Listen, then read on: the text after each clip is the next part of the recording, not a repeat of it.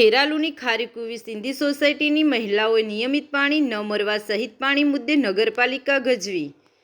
નગરપાલિકા પ્રમુખ મોહિનીબેન પંડ્યાના વિસ્તારમાં જ મહિલાઓએ પાણી માટે વલખા મારી રહી છે.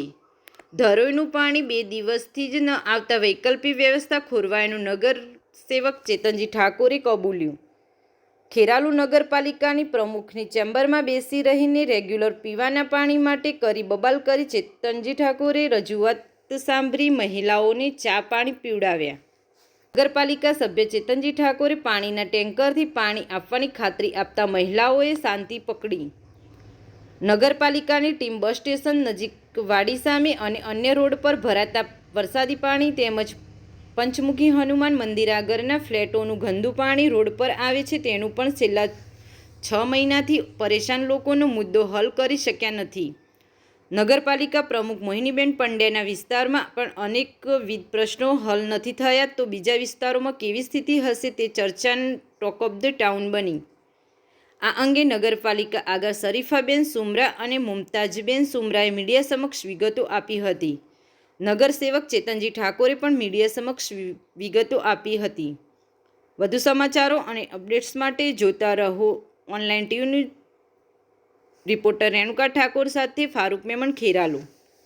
મુમતાજ સુમરા. શું મુદ્દો હતો ને ક્યાં આવવું પડ્યું? પાણીની પ્રોબ્લેમ છે અમારે.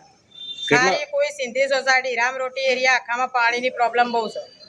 કેટલા દિવસથી હેરાન છો? 3 દિવસથી હાલ શું પરિસ્થિતિ? અમે હેરાન જ છીએ. પાણીનું કહીએ ટાઈમસર તો આવતું જ નહીં પાણી અને કહીએ એટલે કે હોજે રાતે પછી ફરી કહેવા જઈએ ને એટલે એવું બોલશે કે ધરોઈથી આવી જ નહીં પાણી. આજે નગરપાલિકા ખાતે આપ આવ્યા છો, શું કીધું? એ કહે સાંજ સુધી પાણી આવી જશે. અમારે ફિક્સ ટાઈમ જોઈએ. અમારે ફિક્સ ટાઈમ જો સવારે 6 વાગે પાણી જો 6 થી બપોર ના થવી જો કે રાત ના થવી. અમારે તો ફિક્સ ટાઈમ જોઈએ. શું નામ બેન આપનું? સુમરા શરીફાબેન. શું પરિસ્થિતિ છે? અમારે ટાઈમ નથી પાણીનો, બિલકુલ ટાઈમ નથી પાણીનો. અમારે ફિક્સ ટાઈમ જોઈએ, 6 વાગે ટાઈમ જોઈએ સવારનો. આજે નગરપાલિકા ખાતે રજૂઆત કરી, શું કીધું નગરપાલિકા? આજ કીધું અમે પાણીની પ્રોબ્લેમ છે જ કહેવા આવ્યા હતા. પેલા 25 વર્ષ થઈ ગયા અમારા લોકોને પાણી બિલકુલ ટાઈમ વગરનું આવે અને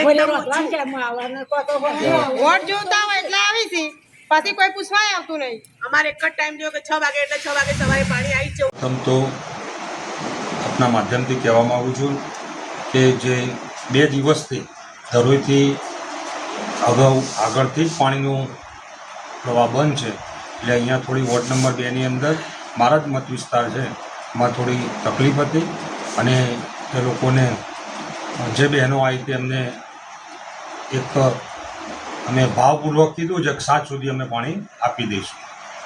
છેલ્લા કેટલાક સમયથી છે કે આખા નગરની અંદર પાણી આપવાનું હોય એટલે સ્વાભાવિક વસ્તુ છે કે અમે ટાઈમ ચોક્કસ આપી શકતા નથી, પણ જે એમનો રેગ્યુલર ટાઈમ છે એ ટાઈમથી વર્ષોથી જે પાણી જઈ રહ્યું છે એ પાણી ટાઈમસર જઈ રહ્યું છે અને આજે 2 દિવસથી ધરોઈનું પાણી બંધ હોવાથી આ એમને તકલીફ પડી છે. ધરોઈનું પાણી બંધ છે ત્યારે નગરપાલિકા જોડે બોરની વ્યવસ્થા છે, શું આ વ્યવસ્થા ખોરવાય છે?